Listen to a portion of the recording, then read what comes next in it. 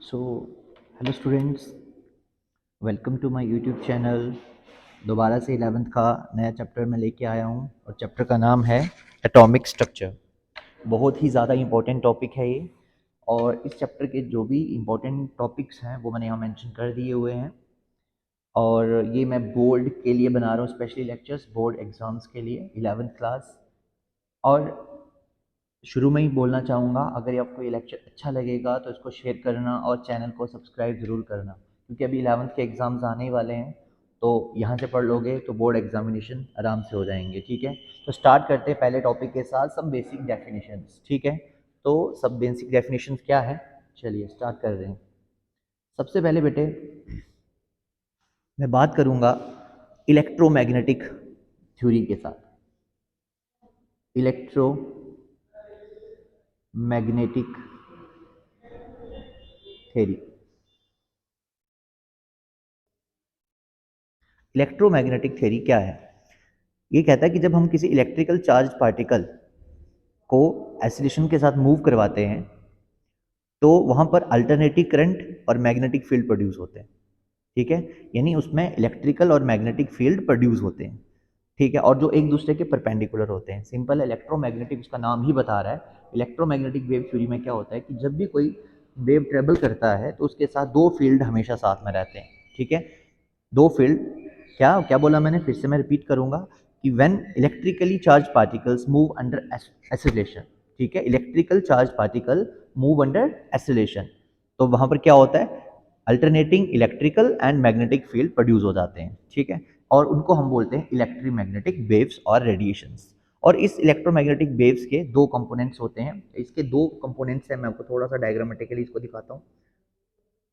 Suppose ये आपके पास है direction of propagation of wave, direction of propagation, और ये इसका एक कंपोनेंट, ये इसका एक कंपोनेंट है। आप इसको कोई सा भी कंपोनेंट मान लीजिए, इलेक्ट्रिक फील्ड कंपोनेंट या मैग्नेटिक फील्ड कंपोनेंट मान लीजिए। और दूसरा कंपोनेंट यहाँ से ऐसे ट्रेवल कर रहा है, और ये दोनों फील्ड आपस में परपेंडिकुलर है। ठीक है, मतलब ये वाला कंपोनेंट ऐसे यहाँ पर तो नहीं दिखेगा आपको परपेंडिकुलर, बट ये दोनों एक दूसरे के परपेंडिकुलर रहेंगे और डायरेक्शन के भी परपेंडिकुलर रहेंगे। एक इलेक्ट्रिक फील्ड कंपोनेंट है और एक मैग्नेटिक फील्ड कंपोनेंट है। तो जब भी एक इलेक्ट्रोमैग्नेटिक वेव ट्रेवल करती है तो उसके साथ क्या क्या चीज़ें एसोसिएटेड होती हैं वो आपको यहाँ से सीखनी है। सबसे पहली बात मैं आपको बताऊंगा वेवलेंथ क्या होती है। वेवलेंथ, ये शायद आपने पहले भी पढ़ा होगा, वेवलेंथ। सो सपोज कि ये आपके पास एक वेव ट्रेवल कर रहा है।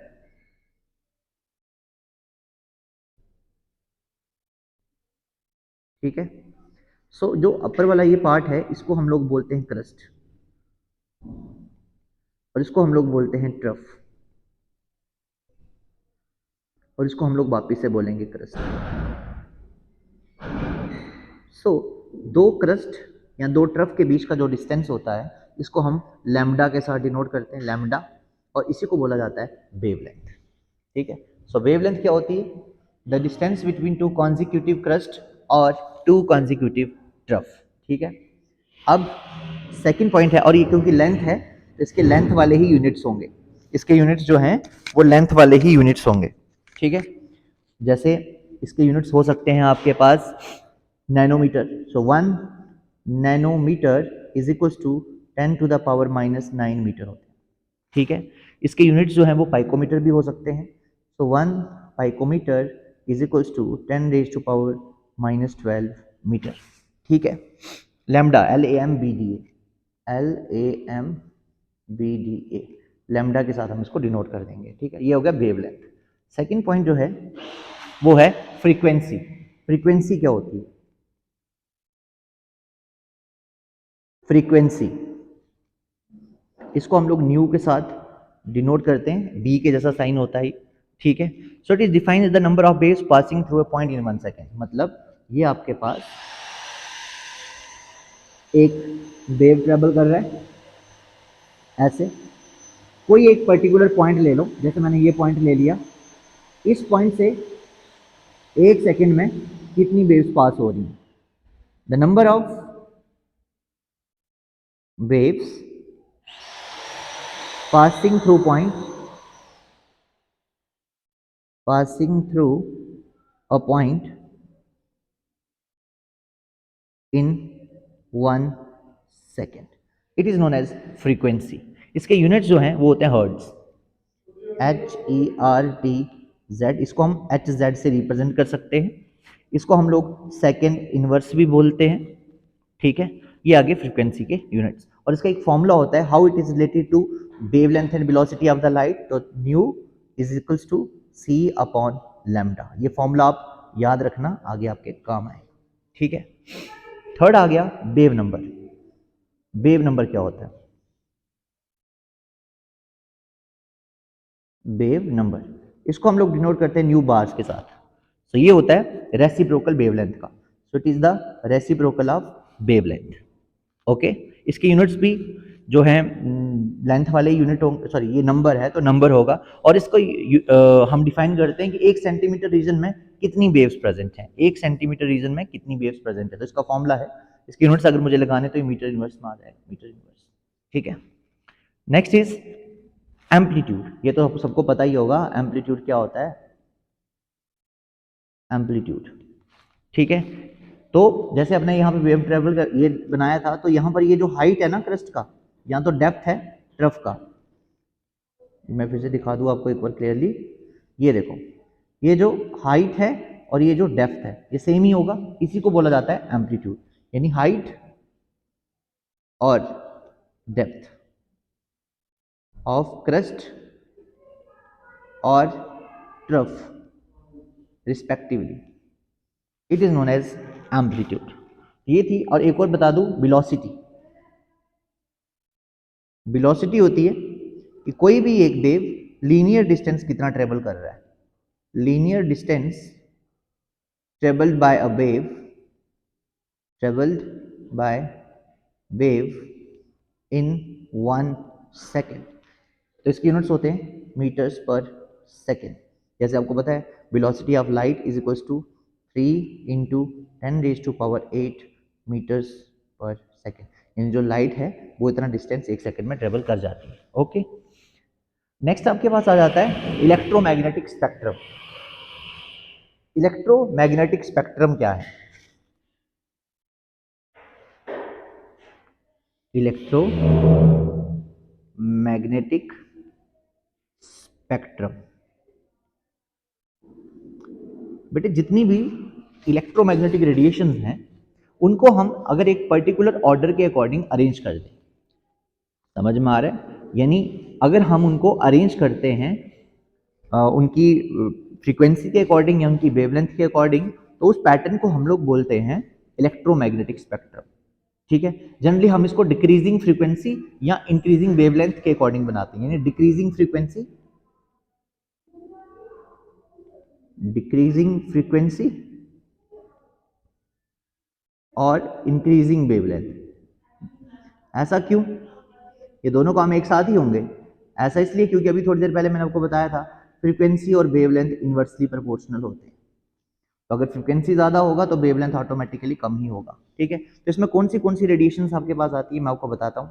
सबसे पहले आपके पास आ जाती है, चलो इसको थोड़ा इंटरेस्टिंग बनाते हैं, इसको पढ़ते हैं अच्छे से। सबसे पहले आती है गामा रेज, ठीक है। फिर आती है एक्स रेज, फिर आती है यूवी, फिर आती है इंफ्रारेड, फिर आती है माइक्रो, उसके बाद एफएम, रेडियो वेव्स आ गए ना, उसमें एफएम वगैरह चलता है, रेडियो वेव्स, और फिर लॉन्ग रेडियो वेव्स।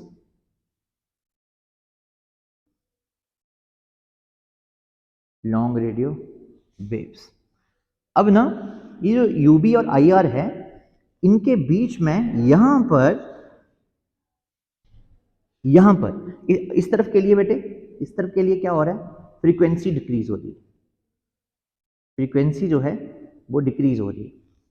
और इस तरफ के लिए अगर मैं चले जाऊं तो वेवलेंथ जो है वो इंक्रीज हो रही है, वेवलेंथ बढ़ती जा रही है, ठीक है।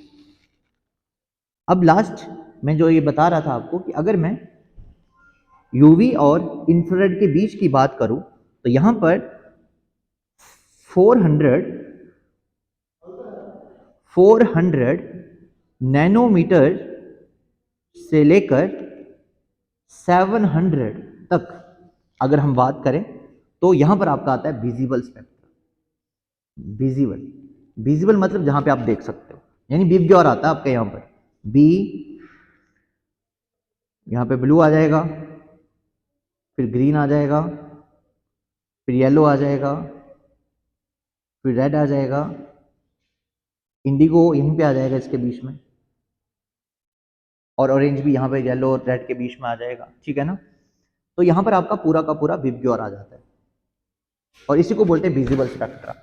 सो अगर आपको डेफिनेशन कभी एग्जाम में आ जाए इलेक्ट्रोमैग्नेटिक स्पेक्ट्रम जो है वो क्या होता है, तो आप बोलना जब हम लोग इलेक्ट्रोमैग्नेटिक रेडिएशन को डिक्रीजिंग फ्रीक्वेंसी या इंक्रीजिंग वेवलेंथ के अकॉर्डिंग ड्रॉ कर देते हैं तब हमारे पास एक पैटर्न बन जाता है जिसको हम स्पेक्ट्रा बोलते हैं, और उसी के बीच में 400 से लेकर 700 के बीच तक आती है आपका विजिबल स्पेक्ट्रा जहां पे आप देख सकते हो। ठीक है, तो ये था आपका टॉपिक इलेक्ट्रोमैग्नेटिक स्पेक्ट्रम जो मैंने आपको बता दिया, बेसिक डेफिनेशन भी मैंने आपको बता दी। नेक्स्ट टॉपिक जो मैं आपको बताने जा रहा हूं अभी उसका नाम है Planck's quantum theory. Planck's quantum theory, Planck's की क्वांटम थ्योरी क्या थी?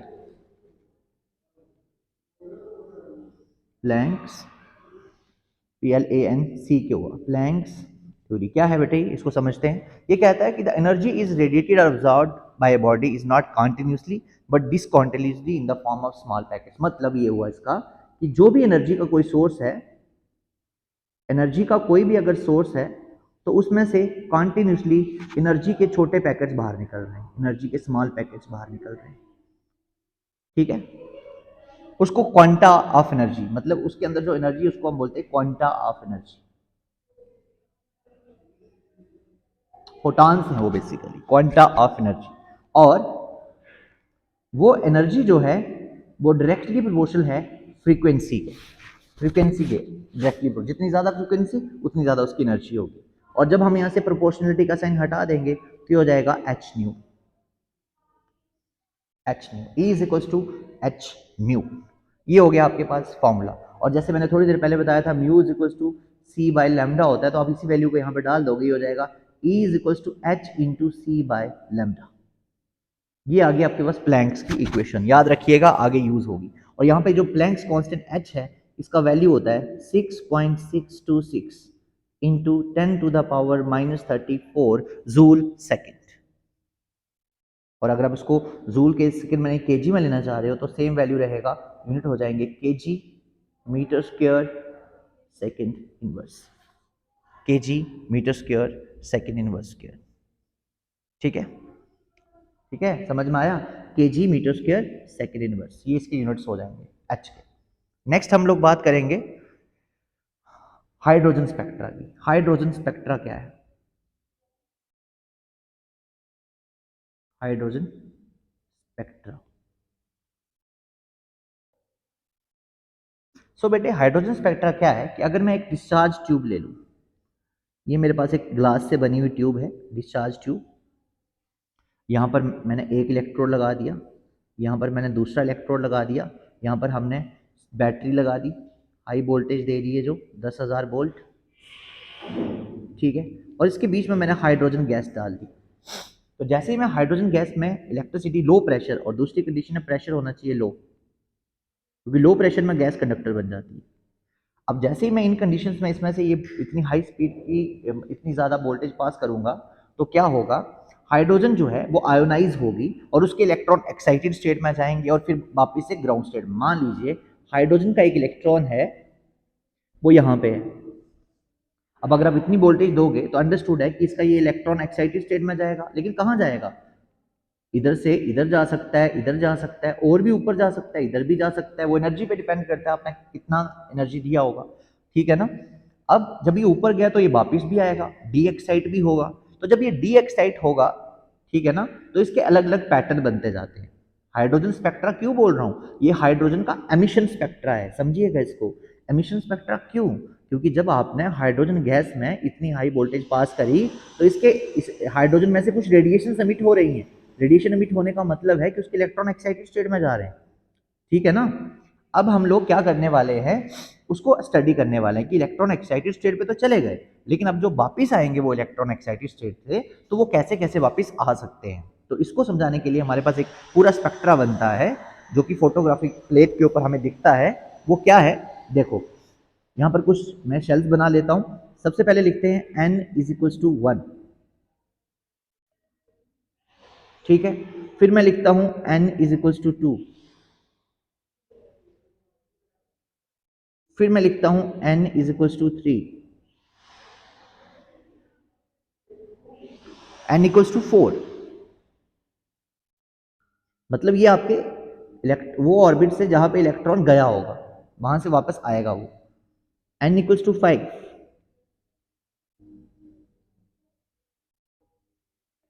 n इक्वल टू 6,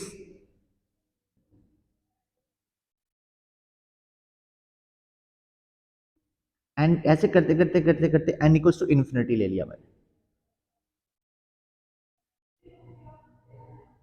ठीक। ये बना लिया मैंने एक पूरा प्रोसेस। अब देखो, सपोज करते हैं कोई इलेक्ट्रॉन इन्फिनिटी पे है और वो वापस आ रहा है ग्राउंड स्टेट, यहाँ पे वापस आ रहा है। वेट, इसको थोड़ा सीधा करके बनाते हैं।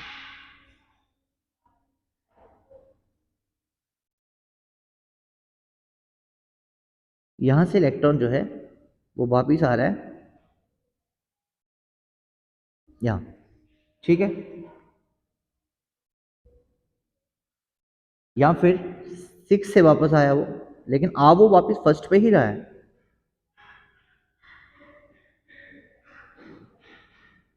या फिर यहां से वापस आ गया, या फिर यहां से वापस आ गया, ठीक है। मतलब वो कहीं से भी अगर वापस आए, लेकिन डायरेक्ट वो फर्स्ट पे अगर आता है वापस डी एक्साइट होके, तो इस सीरीज को हम लोग नाम दे देते हैं। इसका नाम होता है लाइमन सीरीज, लाइमन सीरीज। एक सेकंड बेटे।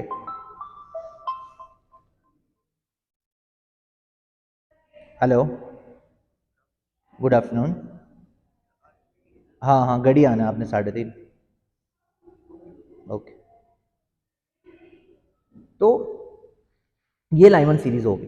उसके बाद नेक्स्ट है, अगर ये फर्स्ट के बजाय सेकंड पे वापस आ जाए इलेक्ट्रॉन, आपका फर्स्ट पे ना आए सेकंड पे आ जाए, तो इन्फिनिटी से आ रहा है, यहाँ पे आ गया, या फिर यहाँ से आ गया, या फिर यहाँ से आ गया, या फिर यहाँ से आ गया, या फिर यहाँ से आ गया, ठीक है ना। इसको बोलते हैं हम लोग वॉल्मर सीरीज। अब वो थर्ड पे आता है अगर,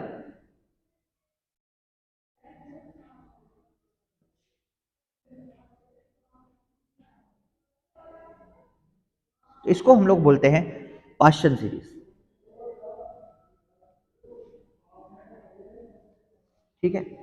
अगर यहां से आता है इस पे,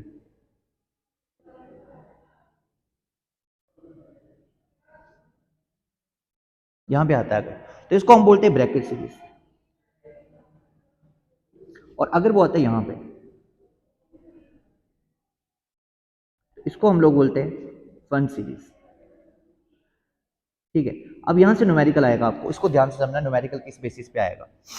पहली बात इंटरेस्टिंग है क्या, कि अगर आपका लाइमन सीरीज है तो यहां पर n1 कितना है, n1 मतलब वापिस कहां पे आया,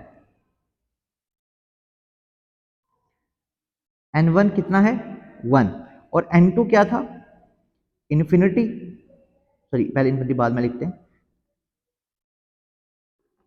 तो वापस कहां कहां से आया, 2 से, 3 से, 4 से, and so on to infinity से। यहां से न्यूमेरिकल क्या है, अगर आपका इलेक्ट्रॉन इन्फिनिटी से फर्स्ट पे वापस आता है तो इस लाइन को हम लोग बोलते हैं लिमिटिंग लाइन,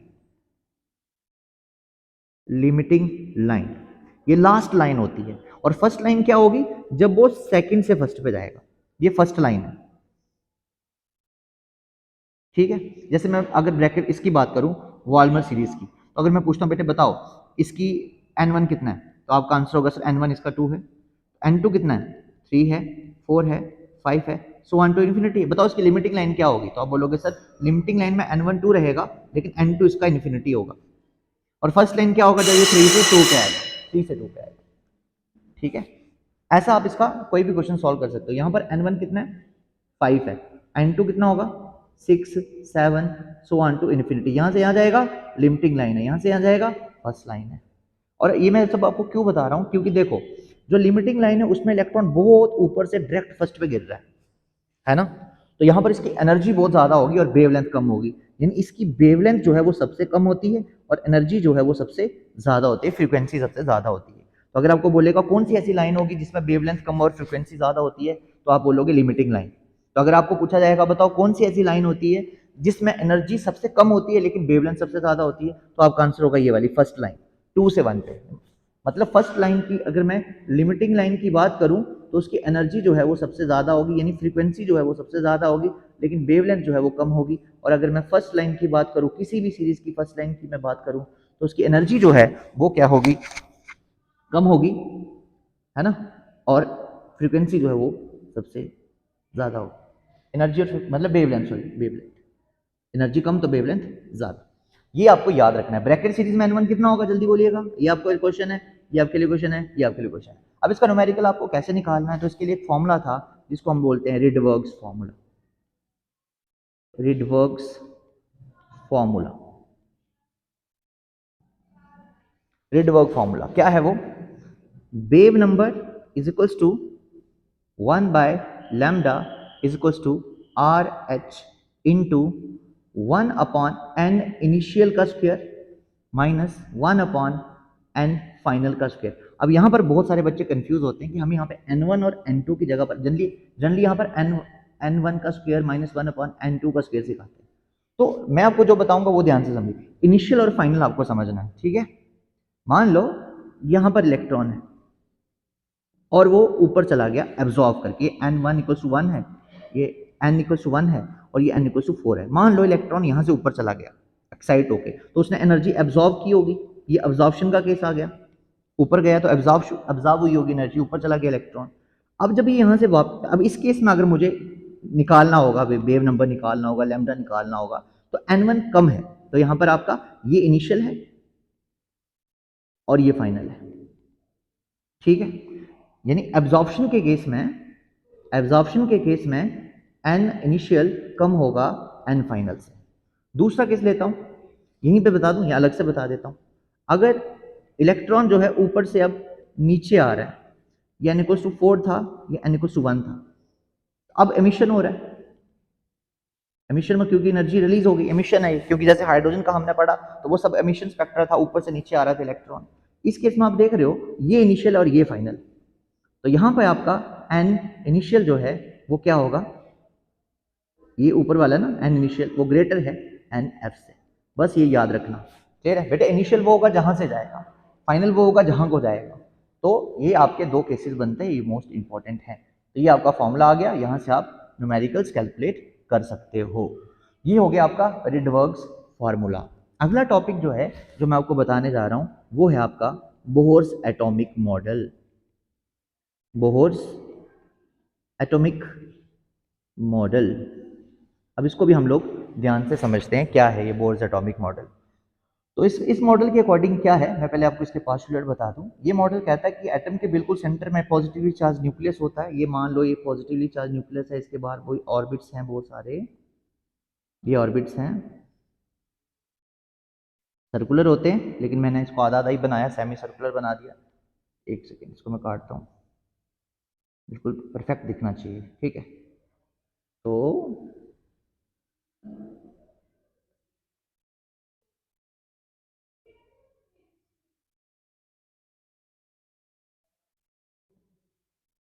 एक सेकेंड बेटे, ये हसीना, अरे मैं सिंगिंग भी करता हूँ, ठीक है, कभी कभी सुनाऊंगा आपको बीच में गाना भी। चलिए अब देखो, first orbit, second orbit, third orbit, fourth orbit, ऐसे ऐसे होगा, सर्कुलर होगा। फिफ्थ ऑर्बिट, ये आपका हाइड्रोजन का एटम बना दिया मैंने, एटम बना दिया, ठीक है। अब इसमें क्या है, ये जो पहला शेल है इसको हम लोग के बोल देते हैं, इसको हम लोग एल बोल देते हैं, इसको एम बोल दें, इसको एन बोल दें, सो ऑन टू कुछ भी बोल सकते हैं। नंबर भी कर देते हैं, फर्स्ट है, सेकंड है, थर्ड है, फोर्थ है, सो ऑन टू ये इन्फिनिटी वाला मैंने मान लिया, ठीक है। KLMN 1 2 3 4 इन्फिनिटी वाला आ गया। अब बिल्कुल सेंटर में पॉजिटिवली चार्ज न्यूक्लियस रहेगा, ठीक है, पॉजिटिवली चार्ज न्यूक्लियस रहेगा और उसके बाद इलेक्ट्रॉन रिवॉल्व करेंगे। मान लो यहाँ पर इलेक्ट्रॉन है, कलर चेंज कर दें, इलेक्ट्रॉन का रेड बना देते हैं, ये आपका इलेक्ट्रॉन आ गया, ये आपका इलेक्ट्रॉन आ गया, ये भी इलेक्ट्रॉन है, ये भी इलेक्ट्रॉन है, ये भी इलेक्ट्रॉन है। तो इलेक्ट्रॉन बाहर ऑर्बिट में रिवॉल्व कर रहे हैं, ऐसे रिवॉल्व कर रहे हैं, इस तरफ घूम रहा है, ये इस तरफ घूम रहा है, ये इस तरफ घूम रहा है, ये यहाँ घूम रहा है, क्लॉकवाइज ले लिए मैंने सारे, ये घूम रहे हैं यहाँ पर, ठीक है। अब बोहर ने कहा कि इलेक्ट्रॉन अपनी मर्जी से हर जगह नहीं घूम सकता, उसको घूमने के लिए, उसको रिवॉल्व करने के लिए जो जिन ऑर्बिट्स पे वो रिवॉल्व करेगा उनकी एनर्जी फिक्स्ड होगी। तो पहला उसने बोला कि energy of the electron is stationary in a particular orbit. कोई इलेक्ट्रॉन पर्टिकुलर एक ही जगह पे रिवॉल्व कर सकता है। फॉर एग्जांपल आपके स्कूल में बहुत सारी क्लासेस होंगी, लेकिन जब आप स्कूल जाते हो तो आप 11th में क्लास में ही बैठते हो, रीजन है कि आपकी एनर्जी वहीं पर फिक्स्ड है, उन्हीं के साथ आपकी एनर्जी मैच करती है, ठीक है। ये मैंने एक ऐसे रिलेट करने के लिए बताया। अब एनर्जी होगी कितनी वो निकालने के लिए उसने फॉर्मूला बताया हुआ कि किसी भी इलेक्ट्रॉन की आप एनर्जी निकाल सकते हो। मान लो अगर कोई इलेक्ट्रॉन यहाँ पर है, यहाँ पे है, यहाँ पे इसकी एनर्जी E1 थी, अब वो यहाँ चला गया जब हमने बाहर से एनर्जी प्रोवाइड करा, तो ये गया यहाँ E2 हो गई। अब इसका डिफरेंस निकाल दो डेल्टा ई, तो वो आ जाएगा E2 माइनस E1। तो आप एनर्जी निकाल सकते हो, ठीक है, E2 माइनस E1, लाइक आपने निकाल दिया delta E is equals to E2 minus E1 is equals to h nu is equals to h into c upon lambda. अगर आपको nth ऑर्बिट पे एनर्जी निकालना होगा, जैसे फर्स्ट पे निकालना है, तो उसका फॉर्मूला लगा लीजिए -1312 upon n square into Z square. Z यहाँ पे एटॉमिक नंबर रहेगा और इसकी यूनिट है किलो जूल्स पर मोल, किलो जूल्स पर मोल। लेकिन अगर आपका केस हाइड्रोजन का होगा तो हाइड्रोजन के केस में आपको जेड लिखने की नीड ही नहीं है, क्योंकि उसका एटॉमिक नंबर तो 1 ही होता है, तो हाइड्रोजन के लिए जेड नहीं लिखते हम लोग, ठीक है। ये फॉर्मूला आ गया। एक और भी फॉर्मूला है बेटे, वो भी आप यूज कर सकते हो। Energy in the nth orbital is equals to -13.6 divided by n square. Hydrogen के लिए ये रहेगा, कोई और कोई एटम होगा तो जेड स्क्वायर लगा लेना। ये है इलेक्ट्रॉन वोल्ट पर एटम की टर्म में फॉर्मूला, ठीक है, समझ में आ गया। तो ये आप एनर्जी का फॉर्मूला यूज कर सकते हो। हाइड्रोजन लाइक के लिए आपको जेड लिखना है, हाइड्रोजन के लिए जेड भी लिखने की नीड नहीं है, ओके। दूसरा, अगर मुझे यहाँ से लेके यहाँ तक का रेडियस निकालना होगा, किसी भी ऑर्बिट का रेडियस निकालना होगा, तो वो भी हम लोग निकाल सकते हैं। तो रेडियस का फॉर्मूला क्या है, radius of the nth orbital is equal to a naught into N square by z, a naught into N square by Z. Z फिर से यहाँ पर एटॉमिक नंबर है, हाइड्रोजन केस के लिए नहीं लेंगे, तो फॉर्मूला बन गया a naught into N square. अब ए नॉर क्या है, यहाँ पर ए नॉर एक कांस्टेंट है, इसकी वैल्यू पता है 0.0529, ये इसका वैल्यू रहेगा, ठीक है, 0.0529। और इसके यूनिट्स जो हैं, इसके यूनिट्स आप एक और वैल्यू है ए नॉर इक्वल्स टू 52.9, ये पाइकोमीटर में है, ये एंगस्ट्रॉम में है, ठीक है। तो कंफ्यूज मत होना यूनिट्स में, मैंने आपको बता दिए क्या क्या यूनिट्स हैं इसके, ठीक है। क्या फॉर्मूला बताया मैंने रेडियस का, A nought into N square by Z. Z सिर्फ तब लोगे जब हाइड्रोजन नहीं होगा, कोई और एटम होगा, और अगर हाइड्रोजन आ जाता है तो वहां पर आप लोग दूसरी वैल्यू डाल दीजिएगा, ठीक है बेटे। नेक्स्ट हम लोग बात करते हैं कि अगर किसी इलेक्ट्रॉन को यहाँ पर, फिर से डायग्राम में आ जाओ, अगर किसी इलेक्ट्रॉन को यहाँ पर सर्कुलर मोशन में घूमना है तो उसको एंगुलर मोमेंटम भी चाहिए होगा। तो उसने कहा कि जो angular momentum mass into velocity into radius होगा वो इंटीग्रल मल्टीपल होना चाहिए h/2 पाई का, यानी nh/2 पाई होना चाहिए। यहाँ पे आपके पास n की वैल्यू क्या होगी, 1 2 3 4 सो 1, ठीक है। इंटीग्रल मल्टीपल होना चाहिए h/2 पाई का, तभी वो सर्कुलर मोशन में रिवॉल्व कर सकता है। ये कुछ इंपॉर्टेंट पॉइंट्स थे बोहर एटॉमिक मॉडल के। अब मैं उम्मीद करता हूँ आप सबको ये समझ में आ गया होगा, ठीक है। नेक्स्ट है, अगर बात करते हैं कि इसके कुछ ड्रॉबैक भी थे। अच्छा हाँ, इसमें सबसे इंटरेस्टिंग चीज बताता हूँ मैं आपको।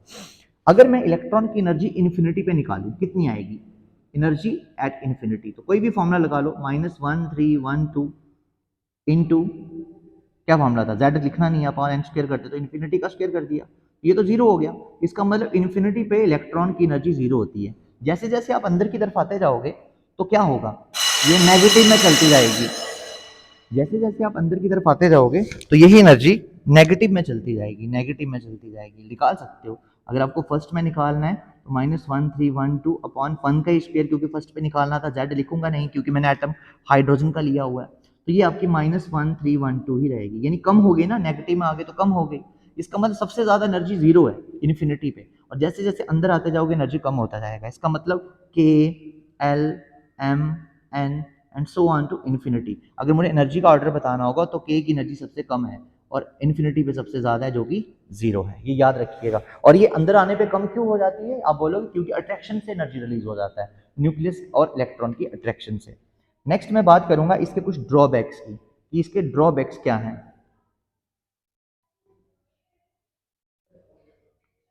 सो बेटे इसका ड्रॉबैक है कि इसने ना अचीवमेंट की बात करूं तो इसने सक्सेसफुली स्टेबिलिटी बताई जो कि रदरफोर्ड ने नहीं बताई थी, है ना।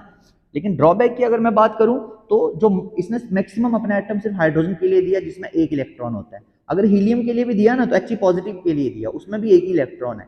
लिथियम के लिए दिया ना तो उसके लिए भी उसने 2 पॉजिटिव स्टेट में दिया, उसमें भी एक इलेक्ट्रॉन ही है। ये मतलब इसने सिंगल इलेक्ट्रॉन के लिए ही अपना स्पेक्ट्रा दिया हुआ है, सिंगल इलेक्ट्रॉन के लिए, सिंगल इलेक्ट्रॉन के लिए ही बताया हुआ है इसने। तो मल्टी इलेक्ट्रॉन के केस में ये फेल हो जाता है, मल्टी इलेक्ट्रॉन के लिए इसने काम नहीं करा, ठीक है।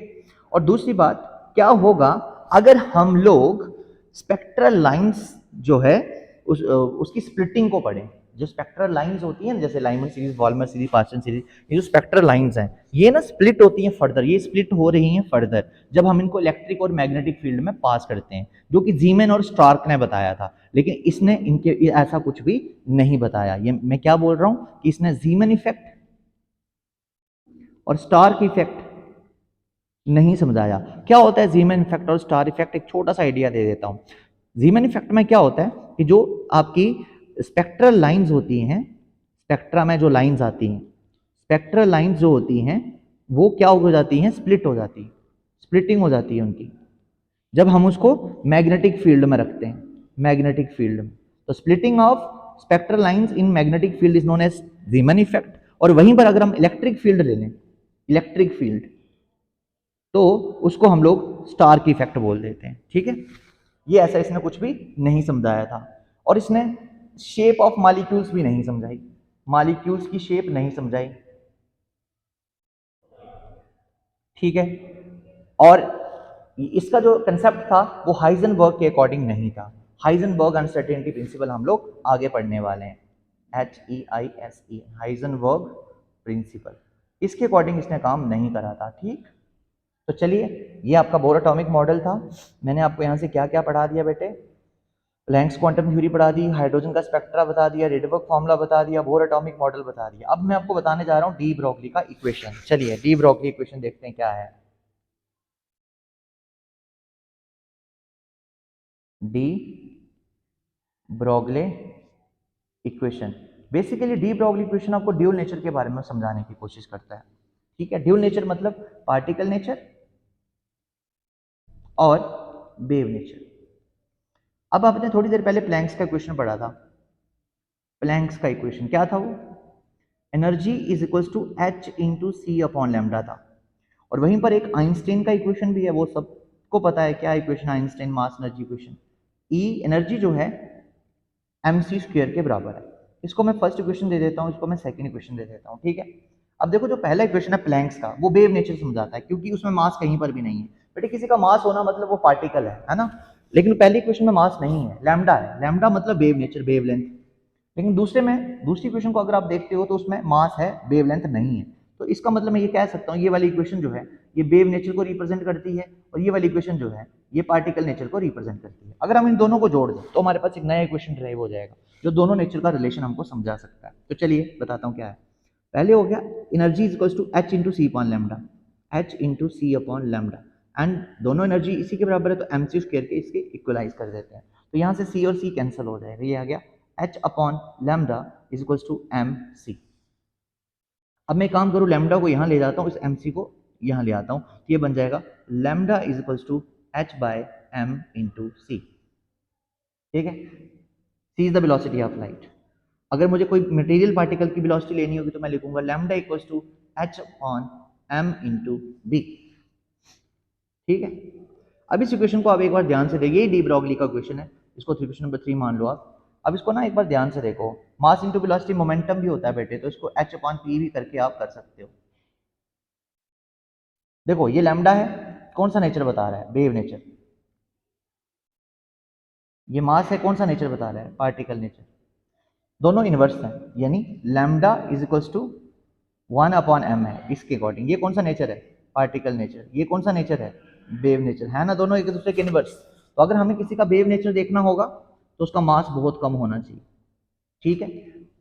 तो दोनों पार्टिकल और वेव नेचर इस तरह से आपस में रिलेट हो जाते हैं। ये इक्वेशन था आपका डी ब्रॉगली इक्वेशन, ठीक है। नेक्स्ट टॉपिक जो है आपका क्या था? डी ब्रॉगली इक्वेशन मैंने आपको बता दिया। नेक्स्ट क्वेश्चन आपका है, ये मैं आपको सिर्फ बोर्ड की तैयारी करवा रहा हूं। अब इसके बाद जो मेरे लेक्चर्स आएंगे वो डिटेल्ड होंगे नीट जेई के लिए। हाइजेनबर्ग अनसर्टेनिटी प्रिंसिपल की बात कर लेते हैं।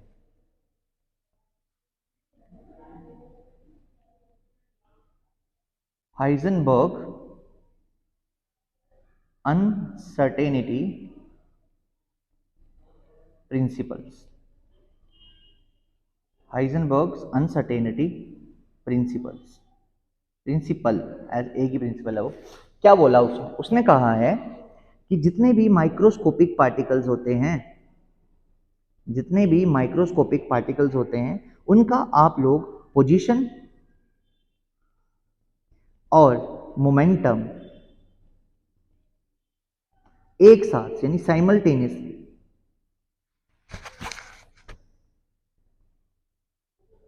साइमल्टेनियसली 100% एक्यूरेसी के साथ नहीं कैलकुलेट कर सकते।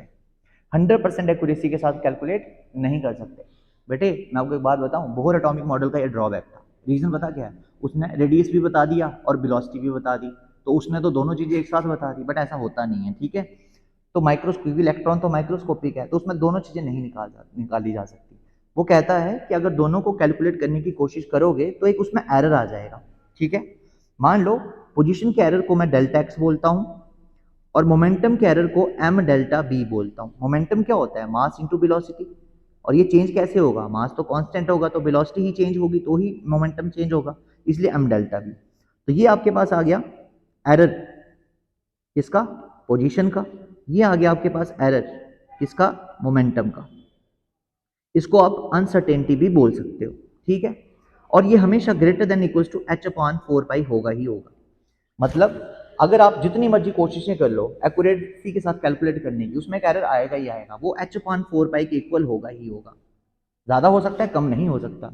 यानी delta x dot m delta b is equals to h upon 4 pi. ये आपका फॉर्मूला न्यूमेरिकल्स के लिए यूज हो जाएगा, ठीक है। अगर आपको निकालना, ये क्या चीज है इसमें डेल्टा एक्स? ये है अनसर्टेनिटी इन पोजीशन। ये क्या है? Mass into velocity. Uncertainty in momentum. Delta b क्या है? अनसर्टेनिटी इन वेलोसिटी, ठीक है। तो इसमें से कोई भी न्यूमेरिकल अगर आपको निकालना होगा, आप ये फॉर्मूला यूज करके वो न्यूमेरिकल निकाल सकते हो, ठीक है। क्लियर हो गया? अब नेक्स्ट है, ये था हाई, और इसमें इसके दो एप्लीकेशन, मतलब इसने दो चीजें समझाई हैं। वो क्या? इसने पहली चीज बताई थी कि जो इलेक्ट्रॉन है वो न्यूक्लियस के अंदर नहीं जा सकता। मतलब अगर आपका ये एटम है, इसके बिल्कुल सेंटर में, चलो एटम ही मैं इसको न्यूक्लियस ही मान लेता हूँ, ये न्यूक्लियस है, इस न्यूक्लियस के बिल्कुल सेंटर